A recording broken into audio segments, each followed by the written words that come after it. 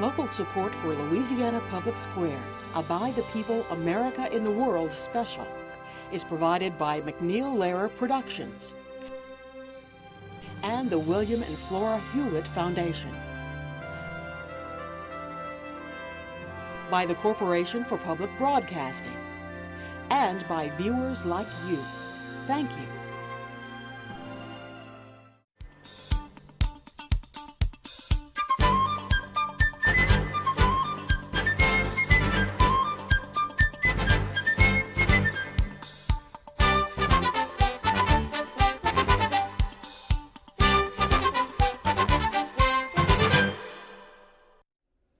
Good evening and welcome to Louisiana Public Square. I'm Beth Courtney. And I'm Charles Zewe. Tonight on Public Square, we turn to national and international issues as we focus specifically on two topics, terrorism and the economy. Well, tonight's discussion segments were taped as part of a By the People event called PBS Deliberation Day. Local citizens selected by a scientifically random sample gathered in 17 communities across the nation, including Baton Rouge, to deliberate about the U.S.'s role in the world and the implication for Americans. The discussion was not a debate over the positions of the presidential candidates. Rather, it was meant to accomplish on a national level what Louisiana Public Square tries to do every month, and namely, that is highlight and broaden public understanding of issues confronting us all. Before we get to the discussion, let's take a look at two background reports prepared for the Deliberation Day participants by MacNeil Lehrer Productions. First, terrorism. Americans every day face potential terrorist threats, not only from abroad, but also from within our own borders, a point horribly underscored 3 years ago. Since the events of September 11, 2001, the war on terrorism has been front and center in U.S. national security strategy. Our whole lives have changed. We're more aware of potential terrorist attack. Supporters of waging preemptive war say new threats in today's war on terrorism are so dangerous that we can't wait to be attacked. President George W. Bush staunchly defends his use of a preemptive strike to topple Saddam Hussein's government in Iraq. I believe we were right to take action, and America is safer today with Saddam Hussein in prison. He retained the knowledge, the materials, the means, and the intent to produce weapons of mass destruction. And he could have passed that knowledge on to our terrorist enemies. Although he voted for the Iraq War resolution in the Senate, Democratic presidential nominee John Kerry has been highly critical of President Bush's decision. He says without proof of weapons of mass destruction, the war was fought on false pretenses. Saddam Hussein is a threat. He needed to be disarmed. We needed to go to the UN. The president needed the authority to use force in order to be able to get him to do something, because he never did it without the threat of force. But we didn't need to rush to war without a plan to win the peace. Some possible approaches. Should the U.S. take military action against countries and terrorist groups that pose an immediate threat, whether they've attacked or not? Use preventative strikes against terrorist groups that threaten us, but only invade other countries when we're sure they pose imminent danger? Never engage in preemptive military action. Also at issue, how to strike the right balance between working with American allies and going it alone to ensure the safety of U.S. citizens. As of early September, the United States had more than 130,000 troops in Iraq, with more than 1,000 killed and 7,000 wounded. The U.S. has spent around $102 billion for the military campaign in Iraq, with a request for an additional $25 billion pending and another $21 billion earmarked for Iraq's reconstruction. U.S. forces are joined by 17,000 troops from coalition countries, and President Bush says 100,000 Iraqis have already been trained to take over the protection of their own nation, with more than 200,000 to be trained by the end of next year. However, the U.S. military continues to take on much responsibility in Iraq and is under strain to keep the necessary troop numbers in the region. Senator Kerry. It's American troops that are 90% of the combat casualties, and it's American taxpayers that are paying 90% of the cost of this war. It's the wrong war in the wrong place at the wrong time. Although President Bush has sought an increased role for international partners, he says his paramount interest must be preventing another terrorist attack. I just think trying to be popular kind of in the global sense, if it's not in our best interest, makes no sense. I'm interested in working with other nations and do a lot of it, but I'm not going to make decisions that I think are wrong for America. Possible approaches. Should the United States take the lead in dealing with new threats with or without international support? Act with established alliances such as the UN and NATO whenever possible. Work with allies to deal with new threats, but create international institutions to deal with terrorism. Concentrate on protecting U.S. borders and dealing with specific threats to the United States. The new war on terrorism has also strained the balance between civil liberties and the nation's security needs. After the 9/11 attacks, the USA Patriot Act made it easier for officials to conduct wiretaps and surveillance, share information between agencies, track internet usage, and search medical and library records without a search warrant. President Bush thinks the Patriot Act must be renewed and even broadened. To track terrorists and disrupt their cells and seize their assets, we're using the tools of the Patriot Act. Congress needs to extend this important law. Congress needs to make sure law enforcement have the tools necessary to defend the country. Senator Kerry says the Patriot Act has not solved intelligence sharing problems and needs to be improved. There are several provisions in the Patriot Act, the sneak and peek searches, the roving wiretap, the library pieces, a couple of those that ought to be changed. We can change them. Others fear the U.S. is losing credibility around the world on the issue of civil liberties. They point out that the U.S. has detained prisoners without formal charges or hearings at prisons such as the one at Guantanamo Bay, Cuba, and that the U.S. is limiting access of foreign students, scientists, and business people with visa restrictions. They wonder about the impact on America's image and on another U.S. security strategy that has received widespread support, the spreading of democracy around the globe. We're told we live in a global economy, that the U.S. economy and employment will grow as new markets open up. There's worry, however, that the quality and security of jobs in the United States may be in danger as jobs move abroad. Our second major discussion topic dealt with employment, outsourcing, taxes, and the prospect for growth in the American economy. The United States has a truly global economy. The growing economic interconnectedness of nations has brought hope that the U.S. economy and employment will grow as new markets open up.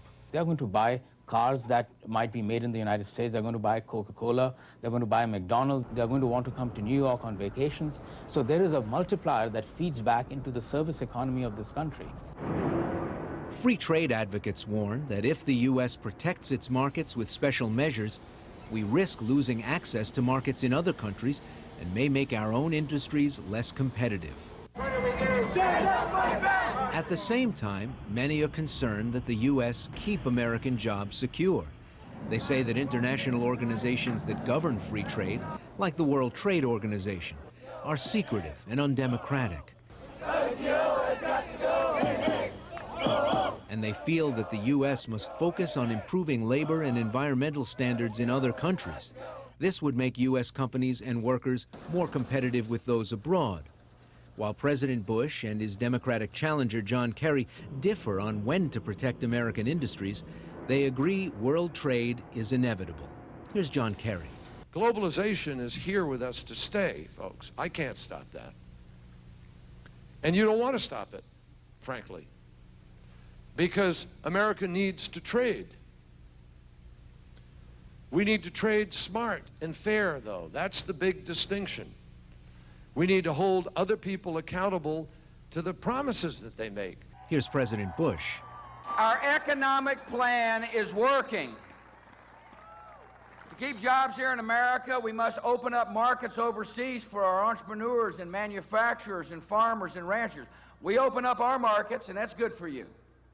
What I tell other countries like China is you treat us the way we treat you. Some possible approaches. Should the U.S. promote free trade as the best route to economic growth? insist on basic international labor and environmental standards, use tariffs and subsidies to protect certain American jobs and industries? Much debate has centered on the practice of outsourcing. The CD recorder will be delivered by 6 p.m. Friday. Companies moving jobs to other countries in search of cheaper workers. The worst part, I think, was training, going through that process where you're training somebody that is going to take your job. President Bush says he wants to make the United States more competitive in the global marketplace, which he says will lead to more and better U.S. jobs. In this time of change, many workers want to go back to school to learn different or higher level skills. So we will double the number of people served by our principal job training program and increase funding for our community colleges. I know that with the right skills, American workers can compete with anyone, anywhere in the world. Senator Kerry says he supports changes in the tax law, which now provides breaks for companies that send American jobs outside our borders and encourages companies to keep profits abroad instead of reinvesting them in the U.S. If a company wants to go, it'll go. But we're not going to give them an incentive at your expense to go.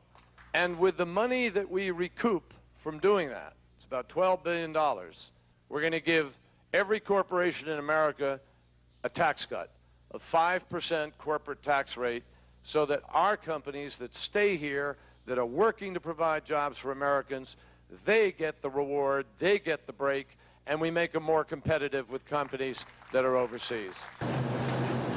Tax policy affects not only outsourcing, but other jobs and the U.S. economy as well. The present administration has cut taxes on investment income and is phasing in a repeal of the estate tax. And President Bush sees personal income tax cuts as an important way to stimulate growth and create jobs. Now's the time to make sure we don't ruin this economic growth by running up the taxes on the American people. We're going to keep taxes low to make sure people can find work and people to be able to realize their dreams. Senator Kerry says the president's tax cuts mainly help the very wealthiest of Americans and have not lifted the economy as a whole. I will cut middle-class taxes. I will reduce the tax burden on small business, and I will roll back the tax cuts for the wealthiest individuals who make over $200,000 a year so we can invest in health care, education, and job creation. Critics worry that all this tax cutting is putting the nation's finances in the red. While the U.S. had a budget surplus before recent tax cuts, this year's budget deficit is projected at more than $400 billion. They note that a big deficit will limit the government's ability to pay Social Security and Medicare benefits to baby boomers as they begin to retire over the next decade. Possible approaches. Should the U.S. use tax cuts to spur growth and investment in the economy? Repeal some recent tax cuts and focus on cutting the budget deficit? Focus on eliminating the budget deficit and stop cutting taxes? Louisiana participants in Deliberation Day were scientifically selected at random by the LSU Public Policy Research Lab from residents of the Baton Rouge area. They were a diverse group with strong views about the ways terrorism and the global economy are affecting this state.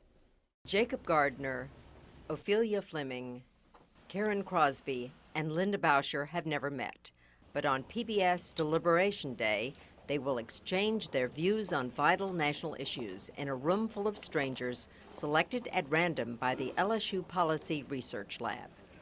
I think it's always good to get a mix of people together because I think one of the ways that you grow and learn is to have someone else's point of view that differs from yours forcefully articulated. Bauscher, who pursues her love of art by attending painting classes, is the mother of 2 adult children. She shares her empty nest with her husband and steeps herself in news and current affairs. She is a registered independent and, like 3 of the 4 participants interviewed for this report, expressed concern about U.S. policy in Iraq. It's distressing to me that our soldiers are so much in harm's way. My impression is that the whole campaign was not as well thought out as I would have liked to have seen it done, and therefore I think we are left with more of a mess than was anticipated. Though retired, Republican Ophelia Fleming stays active and up to date on the important issues of the day. I definitely am interested in anything that's going on. I've traveled extensively, and I want to keep up with the world situation as well as local and state. I do vote every time, and I want to be an informed voter.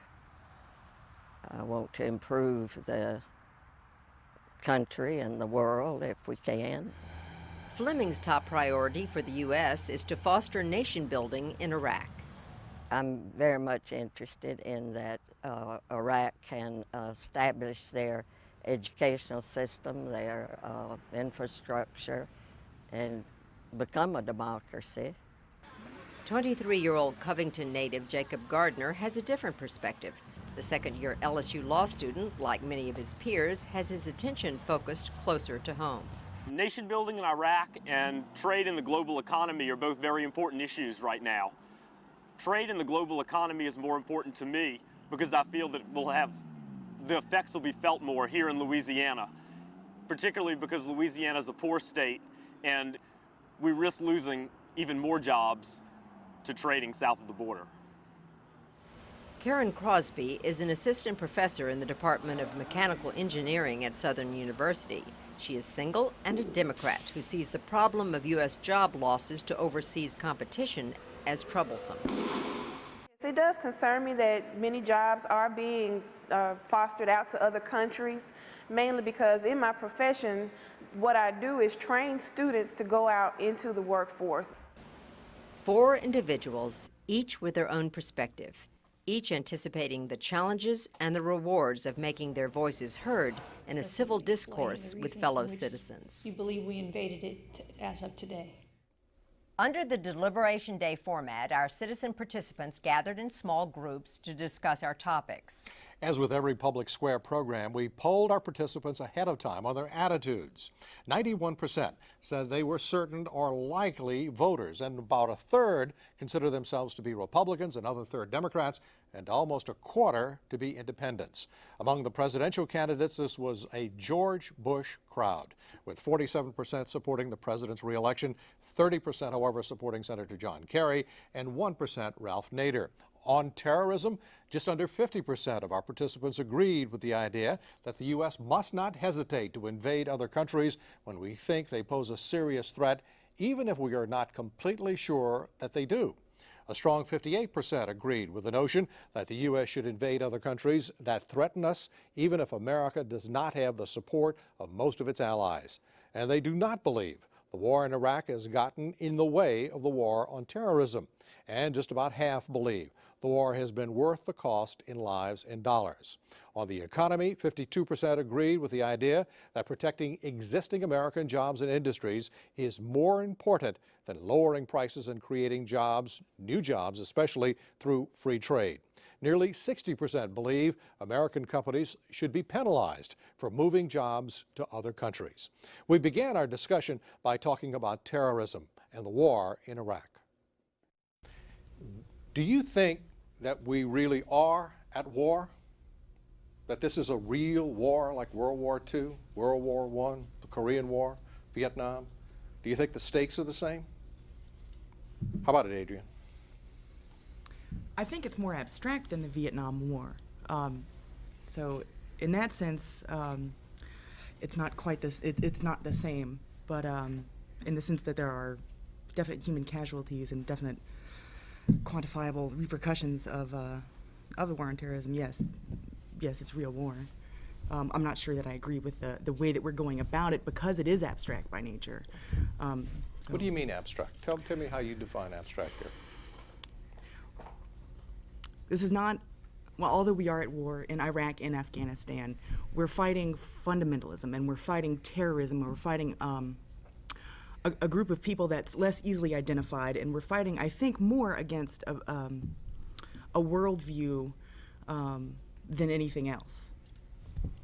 Walter, do you agree with that? I do agree with that. It's difficult to fight a war when your enemy does not have defined borders. it's difficult for me to identify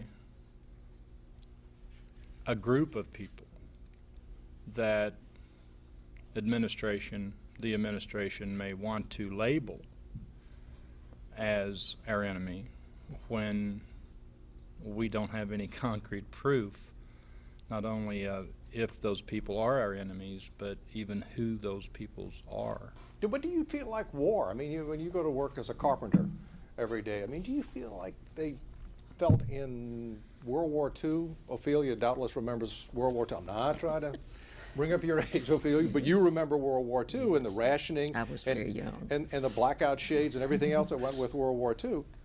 Is it the same to you now? No, I don't believe, but it's certainly as serious as it was then. It's just a difference in the way we felt then, and of course my age may have something to do with it, but it's a real war and there are real casualties. To the question, is it a real war? Definitely. Do you consider it a real war? I do. And by definition, if you have two countries that are battling against each other, that defines a war in my book. The war that we are fighting right now may be very different from the previous wars that you mentioned, World War I, World War II, because of the people who were involved, the countries that have been involved.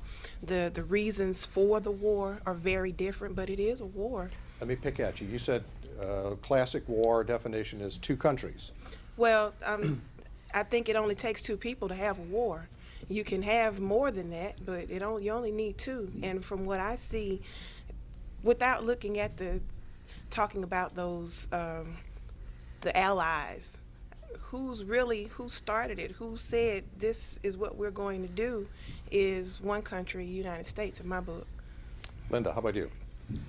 I don't consider it a war because I do think for war you need nation states declaring against each other. And in terms of terrorism, we're trying to fight and resist people who don't identify themselves as particular citizens of a nation state. They hate us, they hate what we stand for, but they don't do that in the name of a country. Suzanne? I like to think about September 11th because it was such a defining moment in my life. I wasn't around for any of the other world wars, and I wish that Americans would remember that day a little bit more readily and remember that what this war is about. And I think it's defending our country and defending democracy. And yes, it is a real war. Jacob, you're the cleanup man here. I do believe that it's a real war. The dynamics are very different from how they used to be. For example, in World War II, it was Japan who struck Pearl Harbor, and that triggered the United States going into the war, whereas here it was a group of people rather than a nation. And although the dynamic is different because it is a group rather than a country, it is definitely a real war. Let's talk about preemption. What about the concept of the United States taking preemptive action without proof? What about that? Anybody? Why don't you start, Jacob? That's a difficult question. In certain circumstances, preemptive action could be very necessary. And here, the administration was faced with a situation where they were asking the UN or Saddam Hussein to comply with the UN, and he was repeatedly refusing, and he had shown a behavior of refusing, a behavioral pattern of refusing. So it seems in that circumstance that some sort of preemptive action would be in order. Why? Because it seemed that for years since the first Gulf War had ended, that he had shown a pattern of not complying with the UN, and it got to the point where the UN almost seemed like it didn't have any authority, or the declarations had become meaningless. So under that circumstance, I could see that preemptive action would be a logical result. Everybody agree with that? Linda, you agree with that? Why? Not entirely.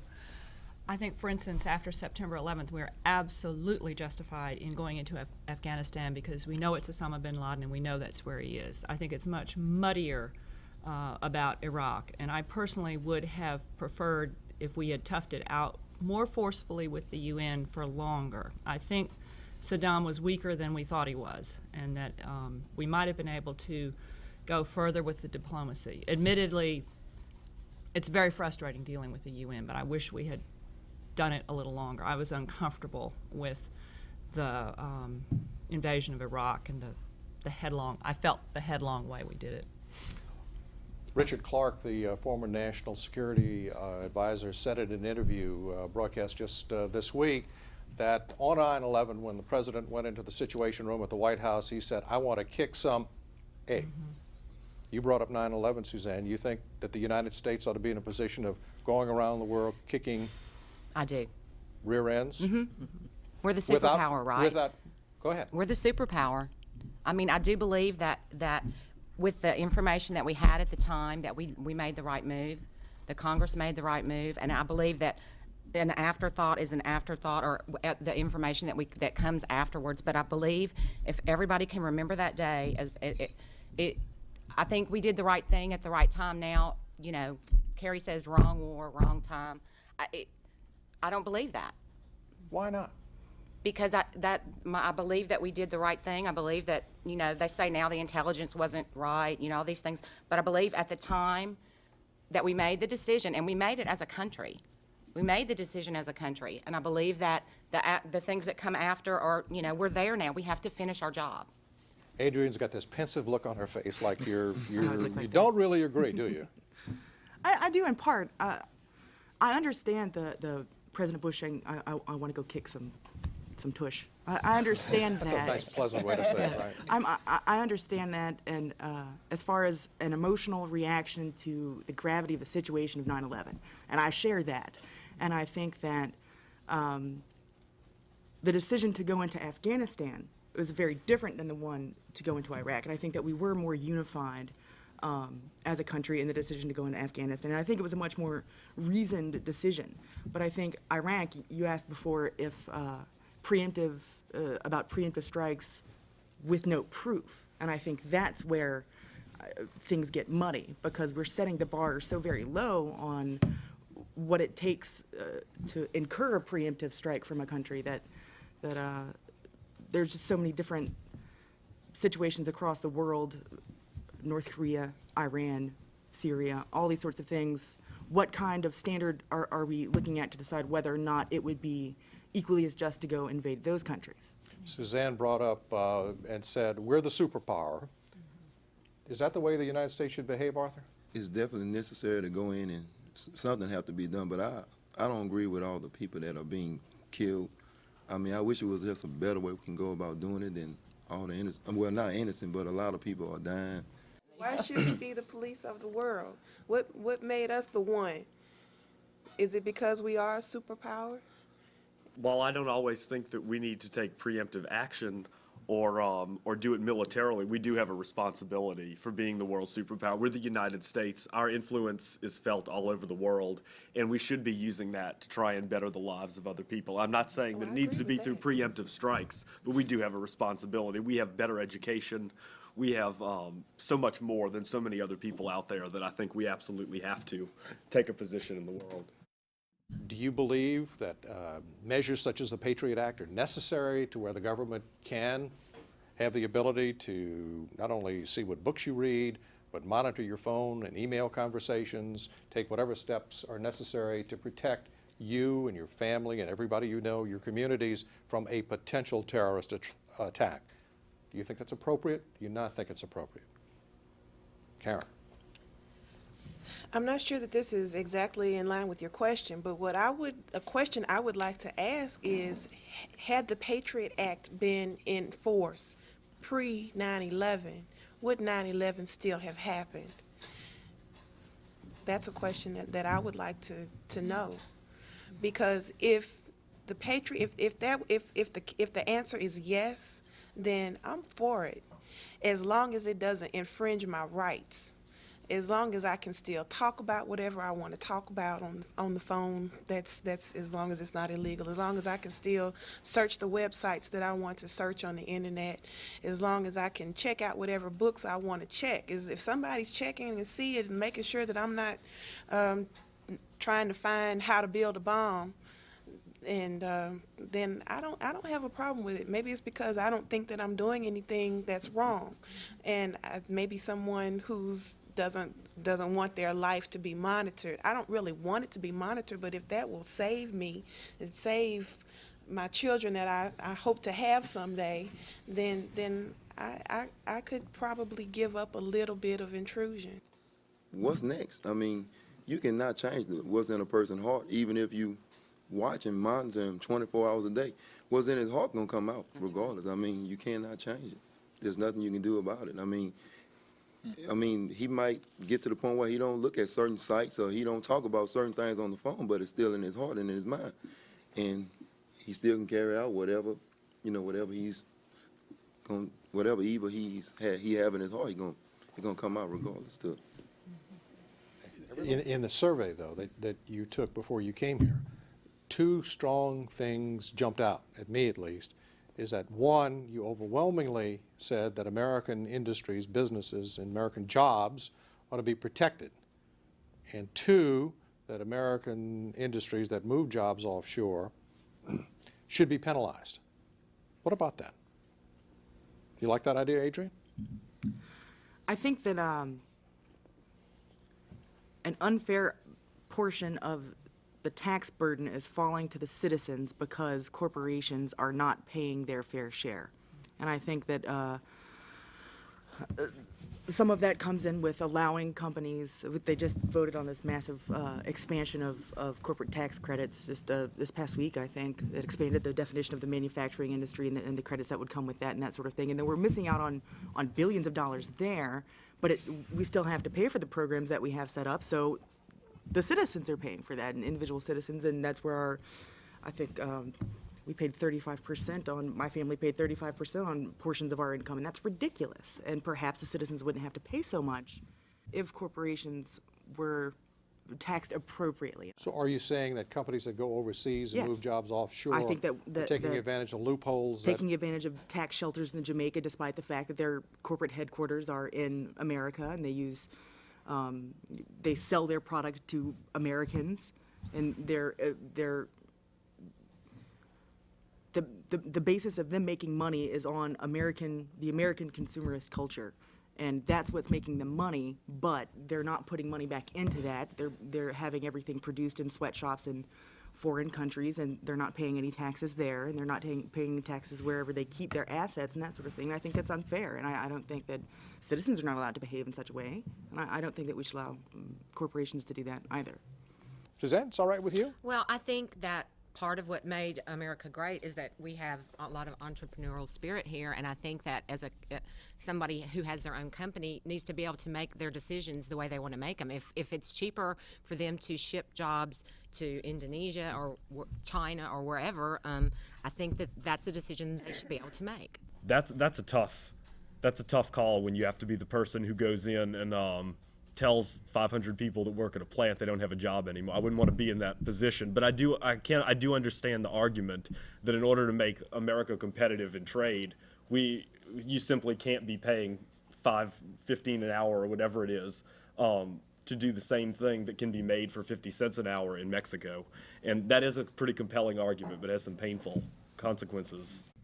If we are going to be part of this global economy, and we're willing to give up the $15 an hour job so the 50 cents an hour jobs can be created in Mexico. Being as we are a global economy in that instance, what are we going to do about the reasons why it's 50 cents an hour in Mexico? The fact that they're dumping raw pollutants into an environment that is in some cases 100 miles or less of our own border. Mm-hmm. It's not going to help us in the long run to save money. In the short run it would on a business profile. But if then later on we have to go back in and clean those areas up. I'm from the Northeast originally, from Ohio, and there was a time when you could literally set Lake Erie on fire and it would burn.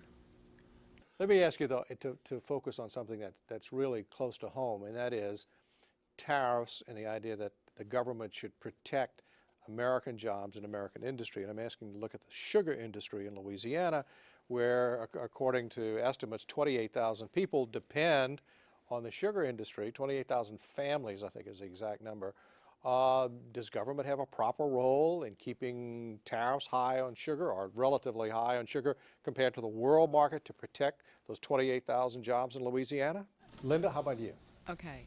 I've been thinking about this. I mean, we live down the street from someone who's in the sugar industry, who remodeled his house because he said he didn't think there were many years left in the sugar industry, and he'd had a good year.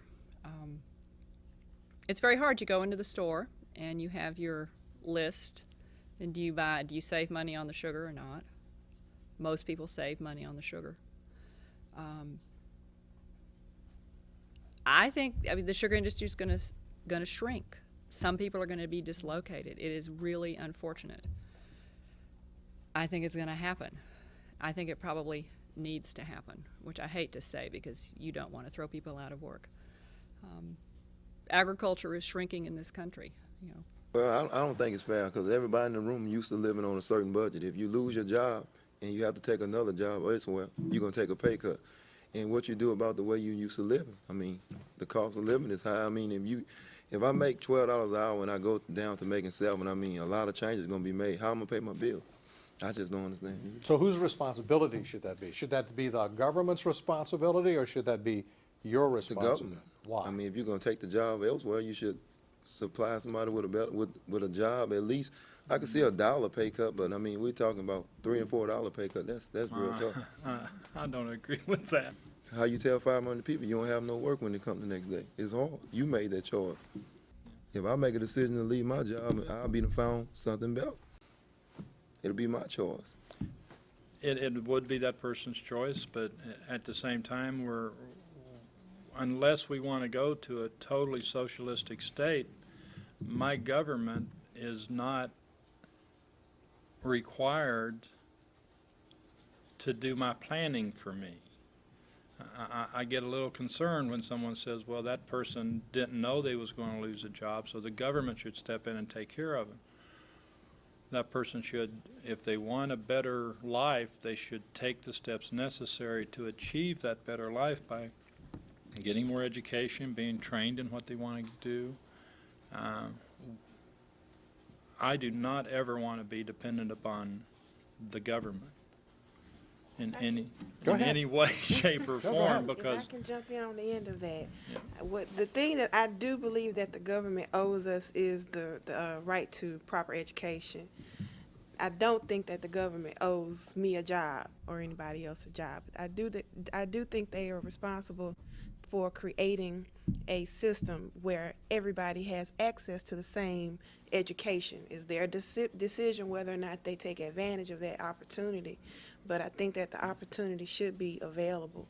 And if there's anything that the government can do, then I think that they owe that to their people. Suzanne, you had a point? No, I think that's great, and I think that without the proper education, and we're moving into a world where education is more important than it's ever been. And if you even my generation, half the people I went to high school with didn't go to college, but now it's almost like if you don't go to college, you're making $5.15 an hour, and you're in minimum wage, and who can support their family on that? And it's so important. But I don't think that government should have to train workers because a plant closes down. See, that's what I'm saying. If you used to doing something for 25 years, and then all of a sudden, what if it was you, and all of a sudden your job is gone? My job was gone. But I'm just saying, like the sugarcane industry, these people they've been used to working at this plant for 25 years, and all of a sudden they decide to move. I think the company maybe. I think I quoted wrong. Maybe the company should be responsible for helping those people, not the government so much. Somebody should do something for them. I mean, but it happens all the time. People get laid off all the time, no matter what business you're in. Whether the company closes, or I get fired, or I lose my job, or you make a choice to change industries, or you're about to graduate from college with all kinds of ideas about what the workforce is like. I mean, it's people have your individual responsibility to better yourself if you have the choice to better yourself, and we have that opportunity. Go ahead, jump in. But certainly the government has a vested interest in there being jobs available, just as far as it's getting revenue in from taxes. I mean, if people are unemployed, they don't have money for themselves, they're more dependent on social services, and they have less money to put back into the system. So it is appropriate somehow for the government to be involved in in jobs. And certainly in Louisiana, we've seen brain drain. We've talked about the brain drain a whole lot. And I know my husband had to leave this state in March. He had to take a job in Las Vegas because there are no technology jobs here. You know, we can subsidize and subsidize and subsidize, but you know, the economics are showing that it's not going to work, and that's a sad. You know, that's sad because I mean that's generations of Louisiana life. It's not only a job, but that's a lifestyle for South Louisiana. But I would certainly hope that the government would step in these situations to try and help and retrain these people, because I think that's the government's trying to help people better their lives, and what could be money better spent than on programs trying to train these people to go back and get more education and do something else. That's money that's much better spent than just giving people a lump sum of money and saying, oh, well, we're moving. You know, this is actually giving people the opportunity, and then it becomes up to them to a certain extent whether or not to take advantage of that. At the same time, in Louisiana, that's going to be a very hard thing to do, because what other jobs are there that they're going to turn to? And that's a problem that's probably more unique to our state than other areas, and that there aren't a lot of other jobs to train these people to do because there isn't the industry here or the future. After our small group discussions, all of our participants got together in a larger session to question a panel of experts on terrorism and the economy. Beth moderated that questioning.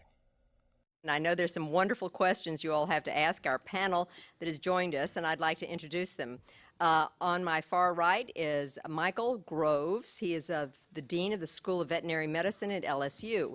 Next to him is Robert, or Bob Mann, from the Office of the Governor. He is currently the Director of Communications in Governor Kathleen Blanco's office. And next to him is Bradley Martin of the Manship School of Mass Communications at LSU.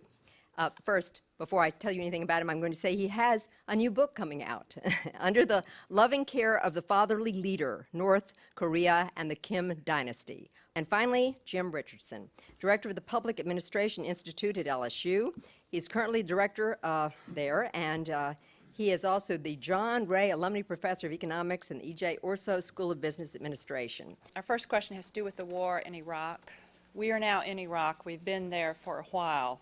What we want to know is, when do we get to the stopping point for the war in Iraq, and what will determine when it's time to pull out? In terms of nation building or infrastructure repair or elections, how much is enough that we need to do? I think that if you talk to the president and his advisors, they would tell you that they're well on the way to training the Iraqi security forces and setting up a government there, and their vision is to get that country on its feet and stable enough that the American troops and the United States can go home and they'll be self-supporting. What I see being a more likely scenario is that we will leave because the situation is such that we can no longer afford to stay, and that's what I'm afraid is going to happen. Not that we bug out of there because we're not committed to Iraq anymore, but I see something analogous to our flight from Vietnam. Gentlemen, our question revolved around preemptive strikes. And it reads like this: will the preemptive strike phenomena pave the way for more warfare, generally speaking, around the world? Well, I think maybe we want to define what we mean by preemptive strike. Do we mean by preemptive strike what we did in Iraq? Okay. I think that's a little bit different from where we have intelligence that somebody's building a nuclear bombs in some reactor site where you go in and just take that out. The preemptive, that doesn't work well for anything other than usually something like a nuclear site. Something like biological and chemical warfare are so easily hidden that you have to address them in other ways. But I don't think, personally, we have the resources to do preemptive strikes around the world. Our question had to do with civil liberties, and with legislation like the Patriot Act, we were wondering, how do we keep from losing the very freedoms at home that we're fighting for others to have in Iraq. Civil liberties has always been really a nice balance, and the country's institutions have dealt with it fairly nicely. As Bob suggested, we've had very instances, and we look back now and we kind of say, why did we do that? But I think the other side of that coin is we pulled out of it. We didn't stay there. We recovered very quickly and found our way in our society as free individuals. And I think if there's, and this becomes a little bit more complicated because now we're dealing with people because of the open borders we have, the open society we have, people come in very easily. We don't lock ourselves up at night. It's always open. And I think that's very good, but there are some risks you take when you do that. And I think we can't overreact, but I think the neat thing is our institutions in this country tend to be fairly sound, and they work. We were wondering, how do we determine how much evidence or intelligence is enough for us to attack? I think that you're going to see in the future Congress, or more members of Congress at least, being much more skeptical of the intelligence and demanding better information. I know from experience that there were certain members of Congress who, because they felt that the administration had a certain amount of credibility, were willing to take on faith what the CIA and others in the administration said about the intelligence and did not demand enough information about the nature of that intelligence. And I think that what you've seen in the last 50 years in this country is a deplorable abdication of the Congress and its responsibility to be the arbiter of whether we go to war or not. Congress, for the last 50 years, has been giving that authority to the President.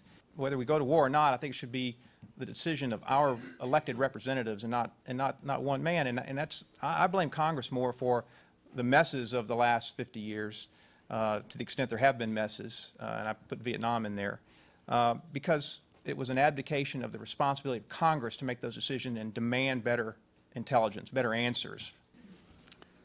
My question is, American jobs in a global economy, given the fact that the Louisiana petrochemical industry is severely impacted by the global economy and is in decline, what can we do in Louisiana to survive this decline? And what do you think will eventually replace the petrochemical jobs industry in Louisiana? We have to, again, keep things in perspective about the global economy. Back in the 1980s, the petrochemical industry made a quick recovery because of changes in exchange rates. Essentially, the depreciation of the dollar made our exports much cheaper overseas, so we had a big recovery.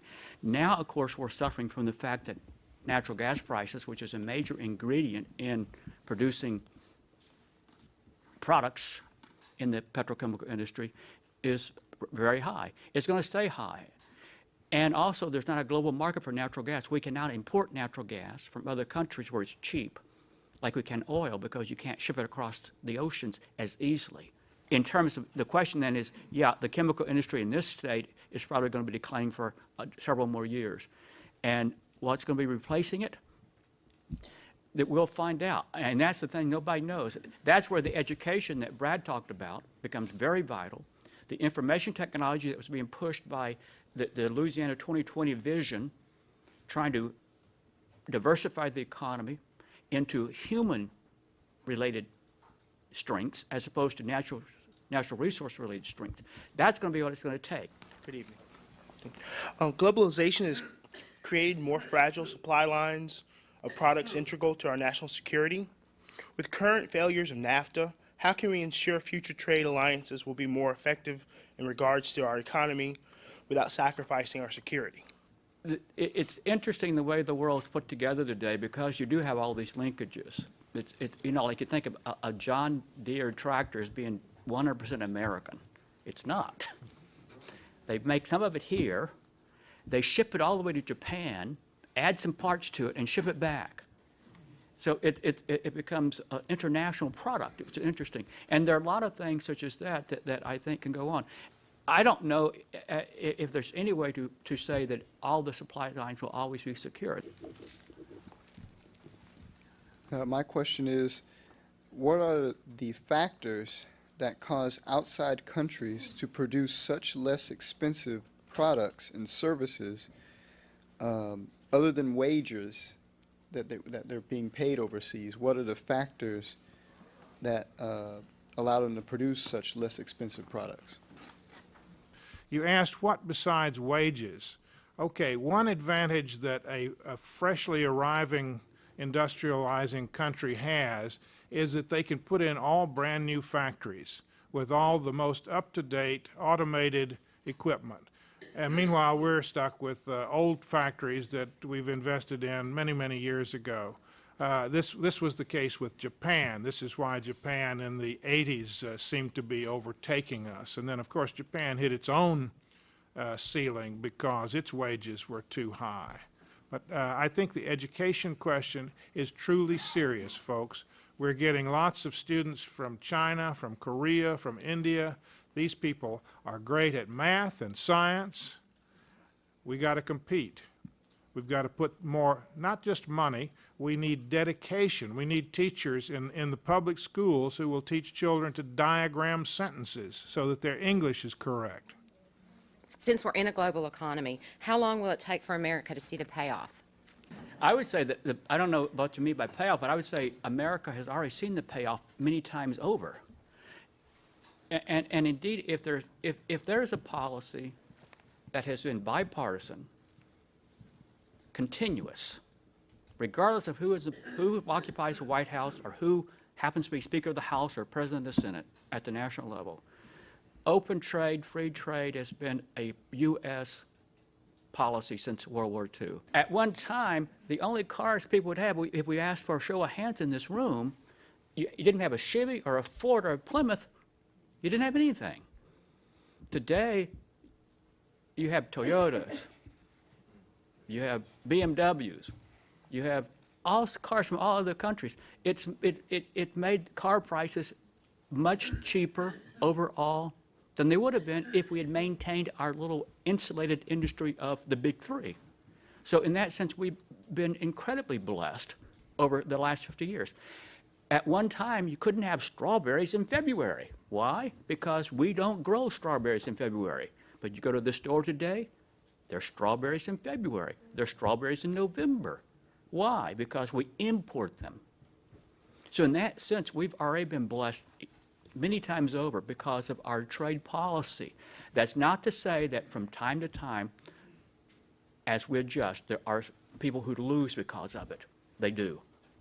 That happens. But the winners outnumber the losers.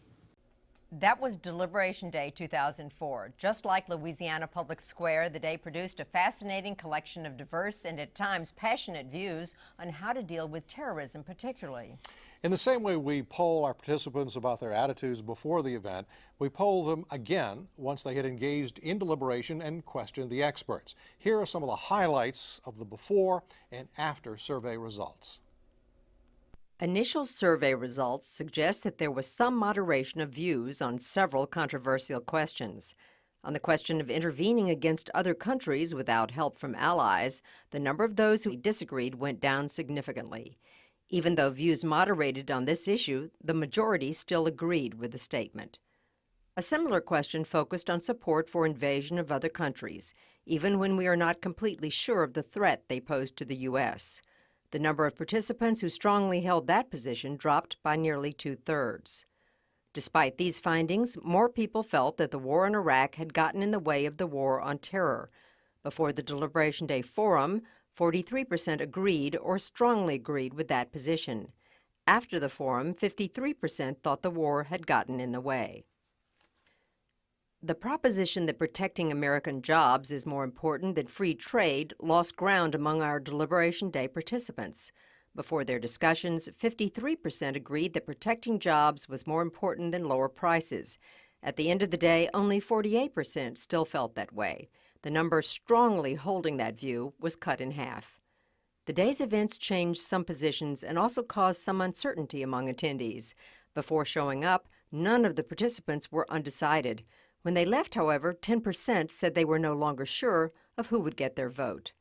For more information about our panelists and links to the National By the People Deliberation Day website, go to www.lpb.org. Well, that's Louisiana Public Square for this month. In November, we tackle a collective headache for just about everybody in Louisiana. Highways. And we explore what's being done to improve our highway system with Governor Kathleen Blanco and the head of the state highway department here to take questions. Until next month, for Charles Zewe and Louisiana Public Broadcasting, I'm Beth Courtney. Good night.